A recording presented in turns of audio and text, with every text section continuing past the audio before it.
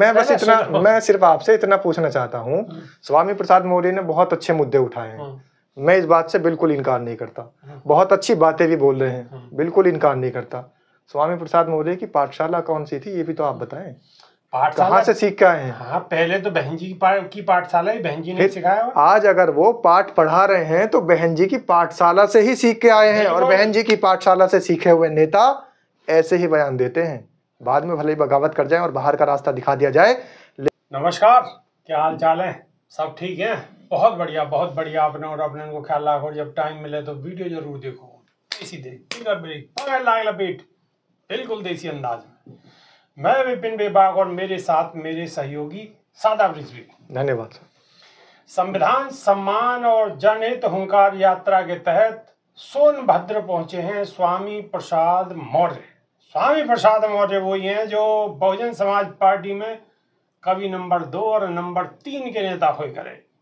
बहुत बड़े नेता है, लेकिन कछु बुद्धि फिरी, और बुद्धि फिरने के बाद में बस भौचक है गई। कभी होंगे बहुजन समाज पार्टी की सुप्रीमो मायावती ने इन्हें बाहर कर दिया, लेकिन ये कहीं के नहीं रहे। हालांकि बसपा को भी नुकसान हुआ, बसपा भी कहीं की नहीं रही, लेकिन आने वाले समय में जा हिसाब तक उछल कूद कर रहे हैं, मामले को बना रहे हैं, मौसम को बना रहे हैं, तो है सके सादा ब्रिजी भी इनकी कोई वापसी की है संभावना? देखिए, स्वामी प्रसाद मौर्य की वापसी की संभावना इसलिए नहीं हो सकती क्योंकि जब से वो भारतीय जनता पार्टी कह रहा हूँ, बहुजन समाज पार्टी से बाहर निकले हैं, तब से वो अपने जो तेवर हैं वो बहुजन समाज के प्रति नहीं दिखा रहे हैं, बल्कि बहुजन समाज के विरोध में ही दिखाते चले। लेकिन सादा ब्रिजवी, एक बात तो माननी पड़ेगी, बीजेपी पे तो बहुत मजबूती के साथ हमला कर रहे हैं, ये हमें कोई शक नहीं है। देखिए, भाजपा पर हमला करना तो सपा का समर्थक होना भी है, भाजपा पर हमला करना कांग्रेस का समर्थक होना भी है।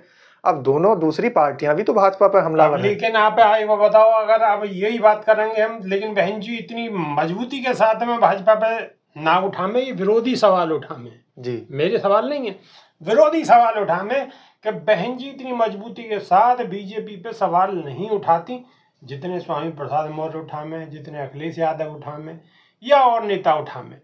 ये विरोध इनको सबसे पहलो यही एक जो है निशान हो।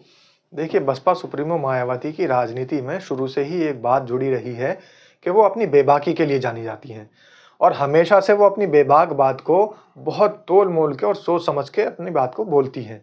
ऐसा नहीं है कि अनाप शनाप बोलती है। ठीक है, तोल मोल क्या उनकी, तो आप जो वो जो एक्स पे लिखे वह हिंदी ही देख लो, वो हिंदी कैसी लिखे देखिए, या लिखो, जो भी कोई लिख रहे हैं बहन जी के नहीं है, वो कैसी हिंदी लिख रहे हैं, संस्कृत लिख रहे हैं। ये तो बिल्कुल बात है, हमने भी आवाज़ उठाई थी इस बात की, वीडियो के माध्यम से भी कहा था कि ये वीडियो इतनी ज़्यादा शेयर की जाए, इसको मुद्दा बनाया था अपने यहाँ चैनल में कि जो बहन जी के ट्वीट आते हैं वो ट्वीट आम जनमानस की समझ में नहीं आते हैं, खासतौर की जो बहुजन समाज के हमारे लोग हैं वो नहीं समझ पाते हैं कि ट्वीट की भाषा क्या है।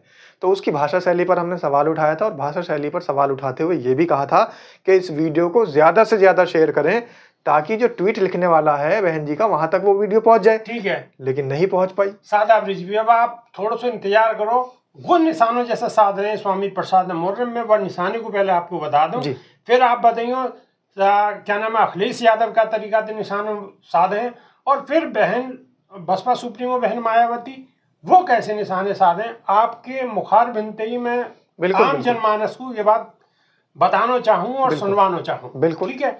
अब स्वामी प्रसाद मौर्य ने केंद्र और उत्तर प्रदेश सरकार पर जम के हमला बोला है। उन्होंने आरोप लगाया कि देश में संविधान के विरुद्ध कार्य किए जा रहे हैं, जाते करोड़ों युवा बेरोजगारी से जूझ रहे हैं और महंगाई बढ़ रही है और आम जनता परेशान है रही है। मौर्य ने कही है कि सरकार किसानों को न तो लाभकारी मूल्य दे रही है और न ही न्यूनतम समर्थन मूल्य लागू करने में सक्षम है। छुट्टा जानवर किसानों की फसलों को बर्बाद कर रहे हैं, लेकिन यह दिशा में सरकार कोई ठोस कदम नहीं उठा रही है।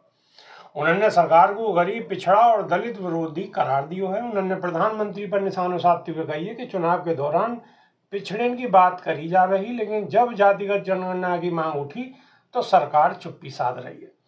सरकारी नौकरी में SC ST और गरीबन की अनदेखी करी जा रही है, जबकि RSS और भाजपा से जुड़े लोगों को सीधो फायदा पहुंचाया जा रहा है। स्वामी प्रसाद मौर्य ने आरोप लगाया कि सरकार पिछड़न के 27% आरक्षण को भी खत्म करने की कोशिश कर रही है। बिल्कुल।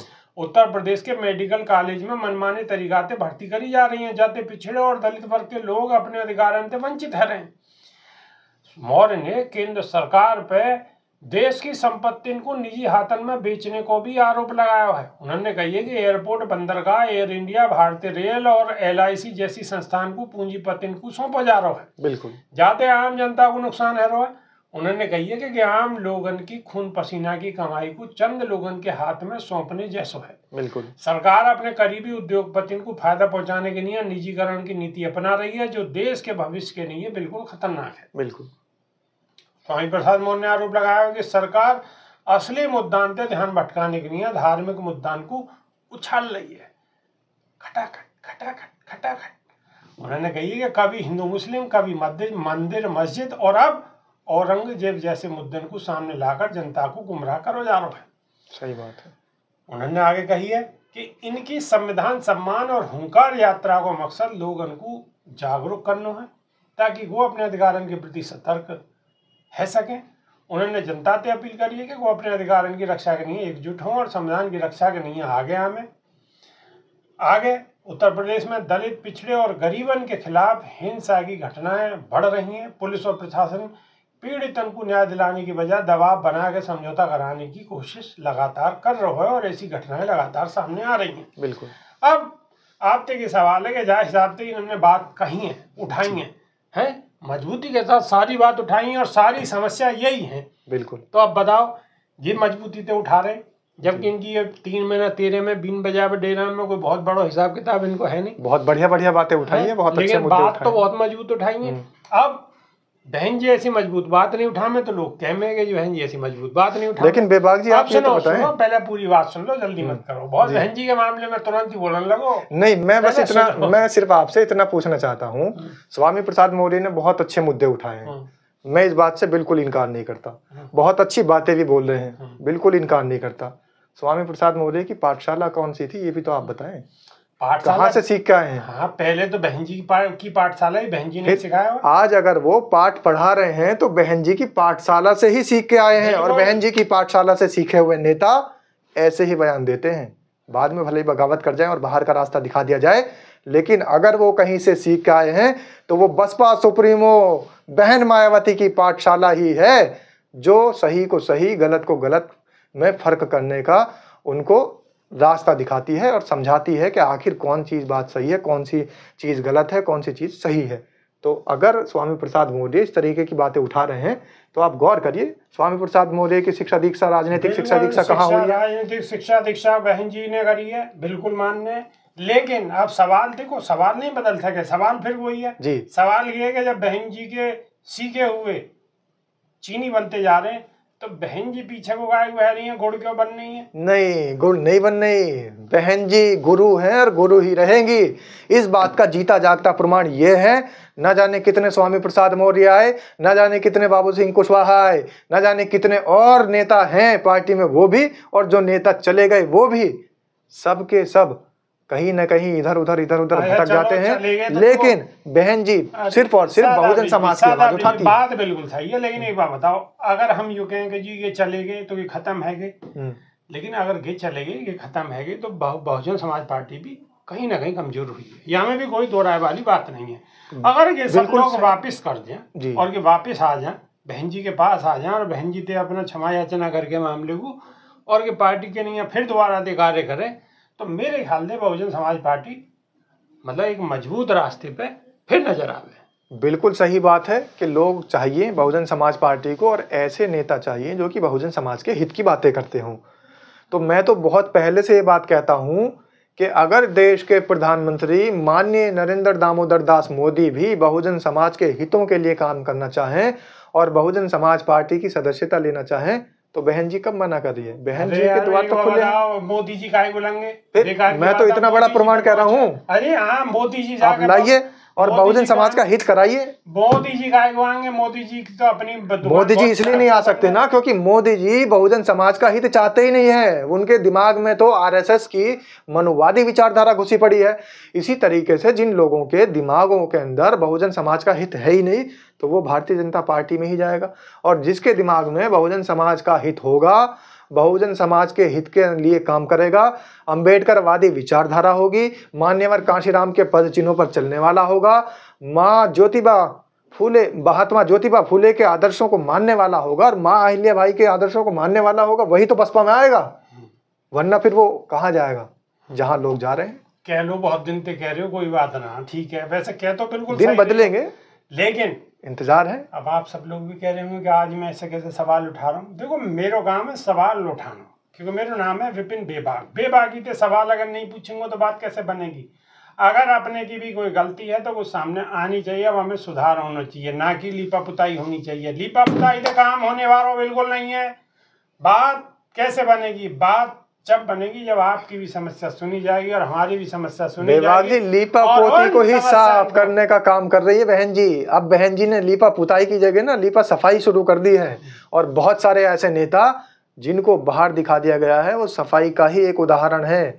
चाहे उसमें बाबू सिंह कुशवाहा हो, सफाई में तो पूरी पार्टी की सफाई है। जब सफाई होगी, सफाई होने के बाद नए लोग, अच्छे लोग और मनुवादी विचारधारा के जो लोग हैं उनको बाहर का रास्ता दिखाया जाएगा और बहुजन समाज की विचारधारा को ही पार्टी में रखा जाएगा। समय लगेगा, दोबारा समय लगेगा। समय के चक्कर में सभी कछु समय में चलो जाओ मामलो फिर तो। अरे जल्दी देर, आप 27 आ गई तो अभी तो कोशिश करनी पड़ेगी। तमाम कोशिश चल रही है, बहन जी लगी हुई है। मेरा सवाल बिल्कुल गलत नहीं है, मैं तो जोड़ने की कोशिश कर रहा हूँ। आप गलत सोच रहे हो कि मैं तोड़ने की कोशिश कर रहा हूँ, मैं तो जोड़ने की कोशिश कर रहा हूँ। मेरा काम है जोड़ना, मैं हूँ ही पैदा जोड़ने के नहीं है। हाँ, तो जो जोड़ने वाला है वही बहुजन समाज का हितैषी है और बहुजन समाज की हितैषी बहन जी शुरू से रही है।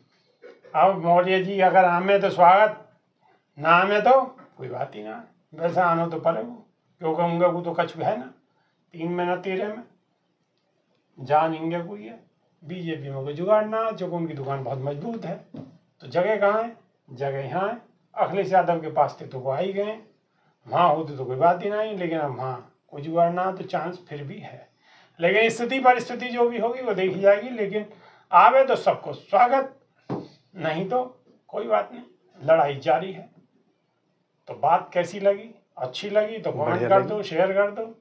और अगर अच्छी ना लगी तो फिर तो सुन के और जो कुछ भी लिखना चाहो वो लिख दो, कोई बात ना, कोई दिक्कत ना। चलो अभी के नहीं है, कहीं ऐसा ना हो विभाग जी आज तुम्हारे लिए गालियां लिखी जाए। कोई बात ना, खूब लिख दो। आप गाली भी दोगे, आपकी गाली भी सिर माथे, कोई दिक्कत नहीं। देसी देख बिगड़ ब्रेक बगैर लाग लपेट, बिल्कुल देसी अंदाज में। बहुत बहुत धन्यवाद, नमस्कार। जय भीम, जय संविधान।